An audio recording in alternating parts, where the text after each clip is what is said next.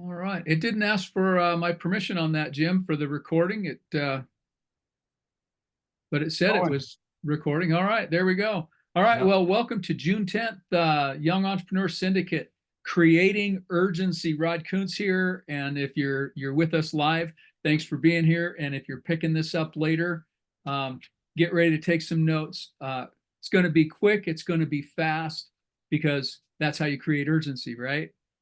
Creating urgency. It in a way, you've got to do it in a way that feels natural, right?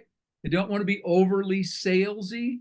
And when I was looking at different topics with this, that's the thing that I always hated was that salesmanship, right? You know you're being sold. I had a conversation with my brother-in-law just a week ago, and some people came in to do one of those bathtub liners, one room bathtub where everyone jumps in and you get a new bathroom makeover in one day. And he said it was just so salesy. And they sent the guy packing. He had it all figured out, but you can create urgency without being salesy. And we're going to talk about how you can do that because urgency is important in your business, whether your business is established, whether you're just starting a business, whether you're working for another company. Urgency moves things forward. And you don't want to just let things move you. You want to be the one driving, right? You want to be the one with your foot on the gas. So people always talk about the fear of, what are people's number one fears? The fear of falling when you're an infant, loud noises. Those are the two innate fears that we have. As we get older and socialized, the big fear everyone says is what? Public speaking, right? I'm Yep. afraid to get up and speak in public. Well, you know what another fear is? And this is huge, the fear of missing out. That is a huge driver. People don't want to miss out. So you can I hate to say capitalize on it, but you can capitalize on it. That's what marketing and advertising does. I was thinking about in fact, my wife even said over Memorial Weekend, why do the mattress stores always have a sale on Memorial Day? And I said, that's not the only time they have a sale. They have a sale for the 4th of July, and they have a Thanksgiving sale, and they have a Christmas. They're always on sale. If a store is open, things are for sale. So they're creating urgency. When I was in professional sales, auto sales, even when I was doing network marketing, that's sales. Everything it ultimately comes down to sales. It is about urgency. People don't want to miss out on the sale. They don't want to miss out on an opportunity. Jim and I were just having a conversation about crypto a little bit earlier before we started this call. People don't want to miss out on things. They want to be a part of things. So there may be a fear and a trepidation on one hand, but the fear of missing out is always there. Hmm. And with the fear of missing out, now I'll jump into my network marketing experience for just a second here. People would, you would present somebody with an opportunity and Mhm. they would, well, I don't know, you go through, like we talked about a couple of weeks ago, objections, going through all those objections. And ultimately, what it came down to for a lot of people is, well, do you want to do this? Or do you want me to go talk to your friend and they're going to do it with me? Because someone, that person's going to be in my downline somewhere, right? And you can have them, you can have the royalties, Hmm. the income from that, or not. But ultimately, it's up to you and be ready to walk away. And this is the one thing I used to get a lot of. Well, then if it wasn't meant to be, it wasn't meant to be. And here's the answer to that. What if it was meant to be and you just failed to act? That that is the rub. What are your kids going to say? Right? Anthony, you're younger here on the call tonight, but one day you'll have kids and are you going to have your kids say, "Well, Dad, why didn't you get involved in that? Why didn't you jump on board? Everybody else did. Everyone else was getting into computers and cell phone technology, IT. Why didn't you?" Well, because it wasn't meant to be. Right? You don't want that. The fear of missing out is huge. And if you're not using that in your business, and we'll talk about it in service industries too. I'm glad Wayne's on here too. because you need to be pushing off of something. When you are out there marketing yourself, it helps to push off of something. Whether you're pushing off of testimonials, whether you're pushing off of other people's, what they're saying about you, what other companies are doing in the industry is moving this way, and that's the direction we're moving. Get on board, get on the train. The first thing you have to do, though, in your mindset is remember that you're doing this intentionally. You have to be creating urgency intentionally. And that means it's the ABCs, right? In sales, have y'all heard this? ABCs, always be closing. You should close yourself first before you have an appointment. Always be closing. That's where the urgency comes from. You're bringing the urgency with you to the table, right? Always be closing. What does that take to do? We've talked about the posturing before you go into a meeting, before you make that phone call, before you are doing a presentation. Get yourself pumped up. Listen to the music you need that's going to get you pumped up. Listen to some positive motivational stuff. Get your posture up. Stand up straight. Lift your arms up. Get yourself mentally prepared for going into battle, because that's where the urgency comes from. And don't be afraid of being in a hurry. People can assimilate a lot of information in a short amount of time. They're only going to hear part of what you say anyway. So if you're going quick, they're going to pick up the important stuff anyway. Don't be afraid of going too fast, because that's part of the urgency. And I used to love to say, because I don't like to waste people's time, right? When you set an appointment, you're going to meet with someone. You don't want to waste their time. You don't want to waste your time. So that's where the urgency comes in, right? I am going to get to the point. You're going to have all the information you need. We're going to follow up. You're going to be able to make a decision. And I've only got 15 minutes because I've got another appointment to go to right after you. I've got another phone call I've got to make. I've got a Zoom call I've got to jump on. Whatever amount of time you need, set it up ahead of time and push off of that. You need something to push off of your own schedule. I'm in a hurry, but this is important. I need you to hear me.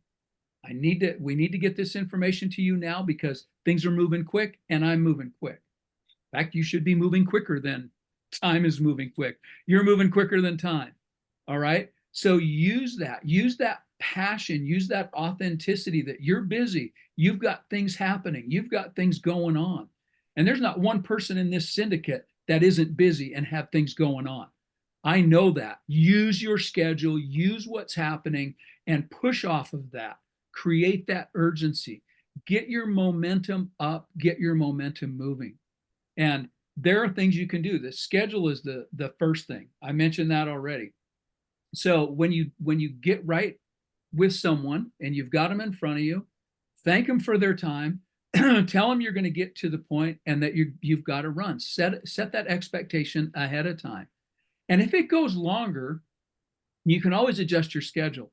Say, hang on just a second. I've got to text this guy real quick. I'm going to reschedule this meeting because obviously you're interested in this is going somewhere. You can always slow things down, but when you set the pace, you are the pace car. You're setting the tone, you're setting that expectation, and take control of it. And if it's going to go longer, say, all right, excuse me, we're going to take care of business here. I'm going to finish with you. So let's get that done. But make sure you're just being authentic about it.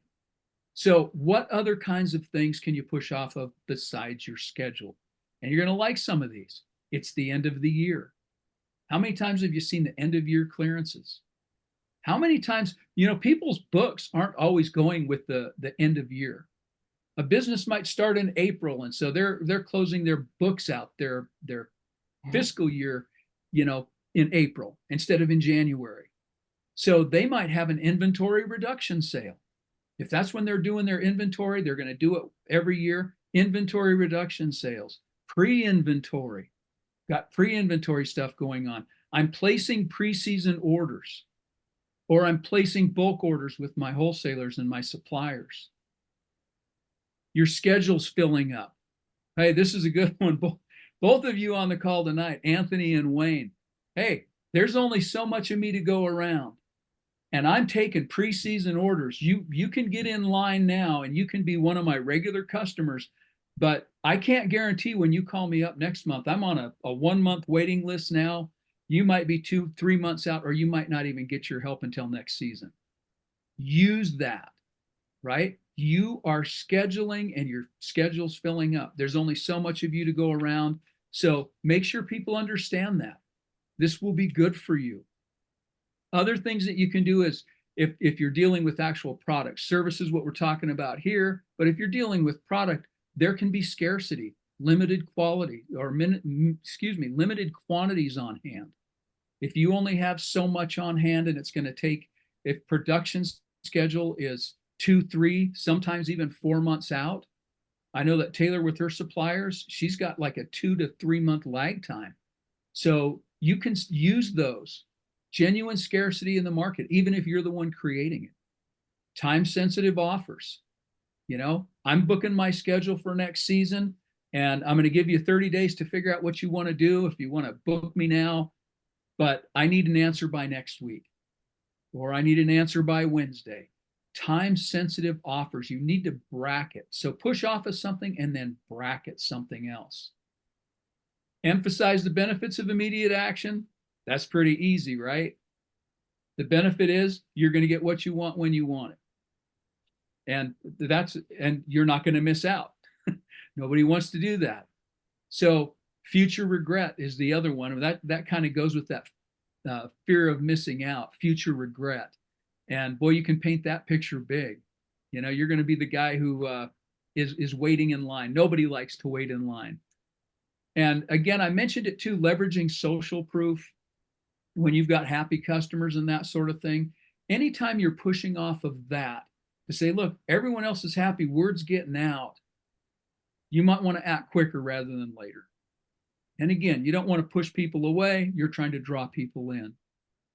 Things are trending sometimes. If what you're doing seasonally, right? If it's the season to start getting all your stuff ready, that is the time to push off of. We're booking orders now. I'm booking my schedule now. This is going to be coming up for Valentine's Day, for anniversaries. That's a beautiful thing. We don't have to wait for national holidays to find things to push off of.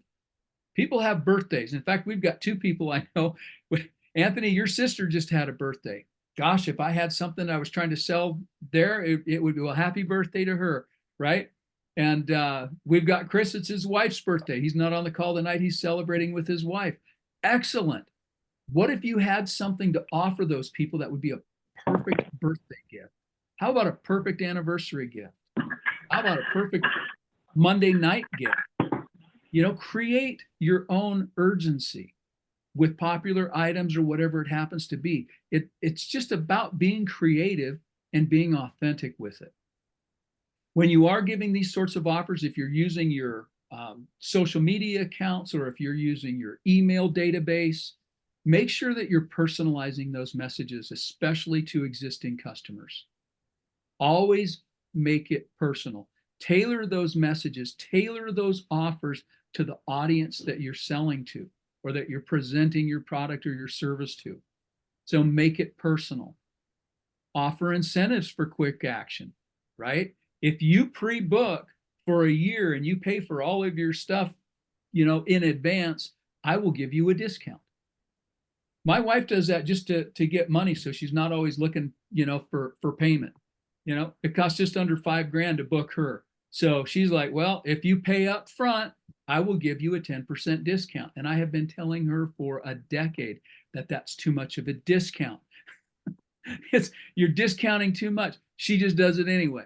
But she gives a discount for cash up front. And then she doesn't have to worry about monthly payments and that sort of thing. So that's something else. Offer incentives with what you're doing.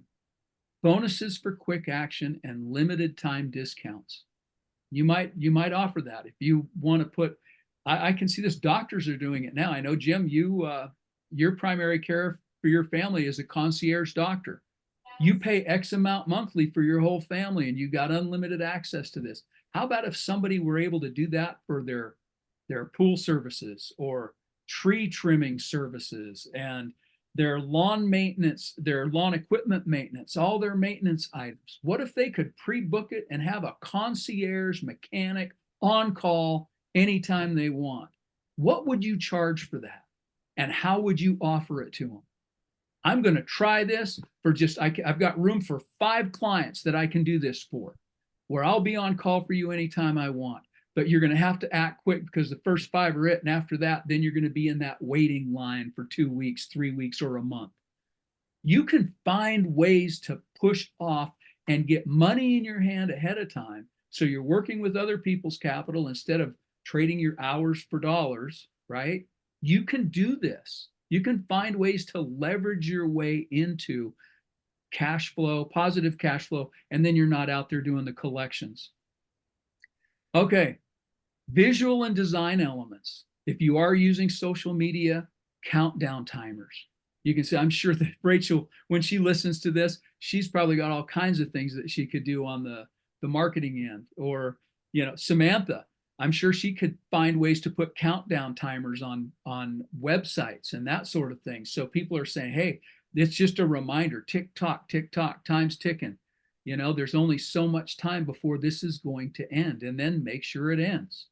Or you need something else to push off of. We had so much success, we're going to do it again, right? I got my first 5, that's working out great. I'm going to add 5 more. Or I added staff and we're going to do it again. There are all kinds of ways that you can get creative and use the technology that's out there.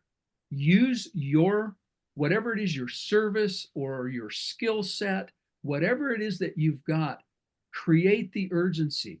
But start internally, start with your mindset. This isn't about going slow. This is about putting your foot on the gas. This isn't about doing status quo. This is about doing extra. This is about moving the needle. And I'm not saying you've got a red line. You don't have to worry about, throwing a rod, burning rings up in the cylinders here. What you need to do is find a comfortable pace to hit the gas, sprint ahead, get yourself in a position where you feel comfortable, and then you can start working through it, and then do it again and do it again as you're comfortable and as your needs are being met. But if you combine all of these strategies together, you will come up with a formula that works for you. It's going to work for your business. It's going to work for your clients, and you're not going to seem salesy when you do it. It needs to be authentic.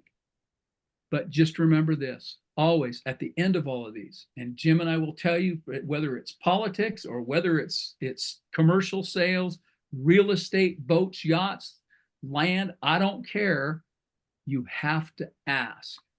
Ask for the vote, ask for the sale, ask for the order, ask for the next appointment. Whatever it is, you can't leave it on the table without asking. You've got to do that. You've got to give them the opportunity to say yes or no, or you're just in limbo and you've just wasted your time. All right. That is a crash course in creating urgency.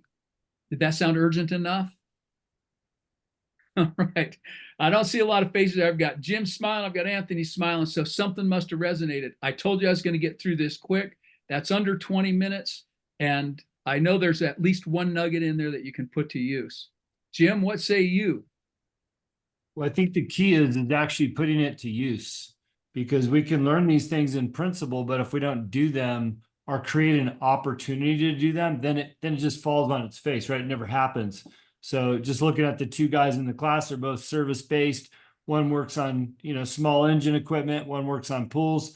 You have an opportunity to go to your clients, knowing the trends of your seasonality, what you do, what the clients want, and offer, it could be, like Rod suggested, a discount if you pay up front. Maybe, it's a summer's worth of pool cleaning. Maybe that might equal somebody $2,000, but you offer it to them for $1,800. So they're saving $200, but you get $1,800 up front, and you can put that money to work for other things. My neighbors have a bounce house business that they're selling. By the way, if anybody wants to buy a bounce house business in Kalispell, Montana, let me know. But they collect more than half the revenue up front. So they not only have operating costs, but they have cash flow that they can utilize for other things. And so when you think about, having the urgency to get the deal done, that's a great way to make those things happen. So also, on another note, when you're looking at having urgency, when people pick up the phone and call you and they're looking to do, let me give you a today example. All right. I'm looking at increasing my gift giving from a financial perspective to an organization that I'm inquiring about. The owner of this company was on my podcast about 4 months ago. I called him. I texted him, I should say very specifically. I said, "Hey, how's it going? What's happening with your business?" Took him a while. He goes, "Hey, good to hear from you. Things are great. Well, are you guys seeing success?" "Yes." "Okay." And then, of course, "How are you doing, Jim?" Well, I finally said, "Hey, let's get on a call this week." And he says, "Well, how about next week? Do you think I'm still going to be as hot to work with this organization next week? Or should he said, hey, how about tomorrow morning? I'll get up early." Now, he doesn't necessarily know what I need or what I'm calling about, but he's taken all the urgency out of this situation. The opportunity for him to receive more from me as a donor, he's taken that completely away. Now I've got a call with him next Tuesday. So he says, how about Monday or Tuesday next week? I said, okay, how about Tuesday morning early? Sorry, I can't. How about after 2 o'clock?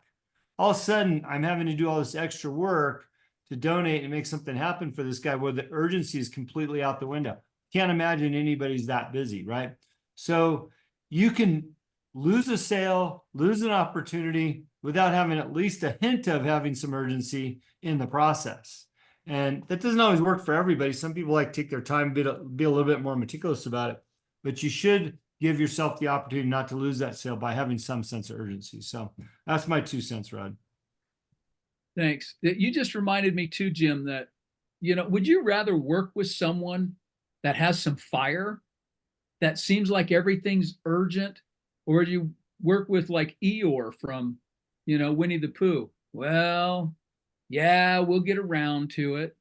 In fact, that used to be a thing. Somebody used to make those little round coins. Have you seen those? Anybody? It's a little round, just a slug of wood, and it says "to it" on it. TUIT, to it. And people say, well, what's that? It's around to it. When I get around to it, we'll do it. You need to be that person setting the pace. I said that before. Don't be the we'll get around to it guy. You want to surround yourself with people who are not the round to it's, but the go-getters. Maybe we need to come up with a coin that's a go-getter, right? Maybe. Find the go-getters. People are attracted to energy. They are not attracted to, ho-hum loafers. They're just not. So be that person and make sure that when you're setting those appointments and you're going out for something specific, that you are in fact energetic and creating that urgency just with your energy. All right. Well, that's all I've got on creating urgency. So let's open it up to questions. Anybody got anything going on?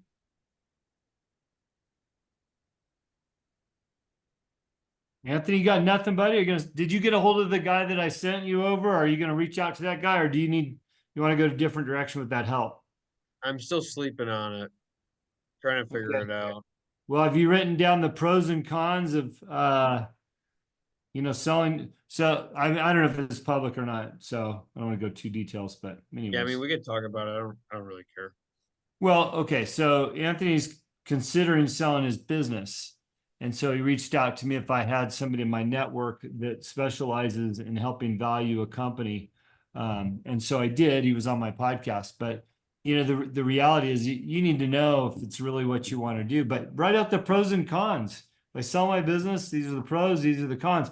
Wayne's been there too a dozen times. He'll tell you if you guys want to have an offline conversation, share war stories on going back and forth, whether you keep your business or not.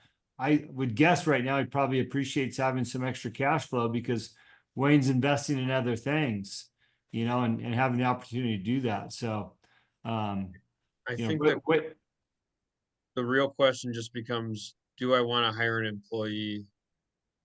And that's really what it comes down to. Because if I could get somebody to run the route that I currently have, my like mentor who kind of taught me how to do all this, is going to be retiring in a couple of years. And if I could lock down the northern part of my area, because I already have like the southwest on lock, and then he has the southeast. So if I could get all three areas, that would make sense to keep it. But the other Mhm. part of it is that there's a lot of electric lawnmowers where I live, and Illinois usually follows suit in California, which banned gasoline lawnmowers. So it's kind of it depends on what happens, I guess, right? Well, look, here's what I see. And I know Rod will agree with me because he's seeing the same thing. You need to change your mental attitude towards the whole thing first and foremost. Okay. Um, you know, electric lawnmowers, yeah, they're a thing, but just like electric cars, I don't believe they're going to take over, right? Matter of fact, I just talked to somebody in politics, uh, who knows somebody on the other side of the fence that I am. And this guy got hired for the state of Nevada strictly to do away with lithium mining in Nevada. What do we make batteries with? Lithium, right? So what is that? You know, Nevada's trying to promote electric cars and probably electric lawnmowers, but yet the Democrats just hired a guy to get rid of lithium mining in the state of Montana, right? So how does that work? You keep using gas. So anyways, I would really look at the pros and cons. I think that's the best message, but you need to be in the right mental space. So what I would recommend to you is grind out your summer, garner as much business as you can, and get in a mental space of, okay, is this really what I want to do? But don't allow your business to suffer because your attitude's not 100% in, the decision process yet, right? So Yeah, no, it's still busy, and I'm still cranking them all out. It's just trying to figure out what I want to do. well, that's the age-old question. Go back to your Yeah, values. yeah, I know. Well, I'll throw this out there because if you are thinking about selling your business, you're going to get more money from it. We had this conversation months ago too, Anthony. You're going to get more money from it if you've got something to hang some blue sky on too. If you have bookings, if you've got a great portfolio, if you had several concierge customers, that's cash in the bank, right? That's money on the books for somebody in the future. So just changing your direction on how you handle your current workload might turn that into a higher sale price. And as far as get people get in that headspace of, well, gas engines are going away. I can tell you, I've got battery operated air compressor, power tools, buffer that all runs off, DeWalt, right? But I also have generators, gas generators that I'll never get rid of, right? And I have a power washer and I have a weed eater that are still gas. So yeah, I've got, it's not going to be anytime soon. So don't get into that fear mode of, well, it's just not there. You've got a high value business right now and it's not going downhill. So that's part of your headspace. Think Yeah, about it like a high value business, because if you're going to sell it, you better think that it's high value if you're going to get high dollar for the sale of it. So that's my recommendation there. It's like Jim said, it's that headspace. Whether you decide to keep it or not, that shouldn't change how you're moving forward with what you're doing. thank you. Yep. And Wayne, a couple of calls ago, if you're able to speak, I don't know, you had talked about thinking about branching out with brush removal and maybe some landscaping stuff to go along with the pool maintenance stuff, and you had to decide if that was the way to go. Just curious, in my own curiosity here, are you moving that direction? Uh, can you hear me? Yep. Yes. All right, right on. Yeah, actually, I'm glad you keep bringing up the tree business, because I do keep thinking about it, and I was just talking to a client about an hour ago. We're working on taking care of her yard. But I'm trying to figure out the best way to do it because I don't want to be the one trimming the trees per se. You know, want to be maybe like the broker of the service. So that was kind of where I went with that on that one. So I'm gonna get a couple estimates. I'm gonna tack on $100, and then I'm gonna send them over there and just kind of see how it goes with that first one. So I don't know. That's the plan on this one, on that side of it. Not taking it too serious, but I did think like, hey, if I want to franchise this business, what would I have to do? Because I heard you say that in the meeting. So I was just trying to think of ways of like creating like this mass market where anytime somebody calls, it automatically sends a message to 5 other landscaping companies, and then they send the message out of like the quote price, and then if then I talk to the customer, give them a number higher than what I got, and they do all the work, you know. So that's kind of the gist of it in the big scheme, but I know there's a lot more logistics involved. I like the out of the box thinking, Wayne. That's awesome. That's taking advantage of opportunity where you see it. Yeah, because there's a lot of tree guys out here where we live. So, and I mean, I guess that goes hand in hand with our boys' business with the machinery. Is, you know, a lot of people are out here using chainsaws and working on with their tools. So, like, you know, I feel like that is still a thriving business. All the gardeners out here, yeah, we live in California, but they don't use electric. It's all gas still. So we just don't let the government see it, I guess. So, but Perfect. yeah, no. Other than that, everything's been going pretty good. I just closed escrow today on my condo in Indio, so I don't have that anymore.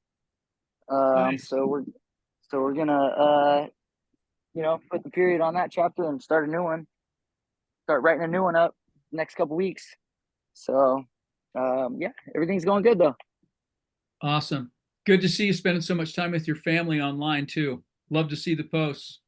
Yeah, cool. Thanks. Yeah, we got a nice little trip to Hawaii in 2 weeks too. So, Awesome. but yeah, thanks, Rod. You bet, Wayne. All right.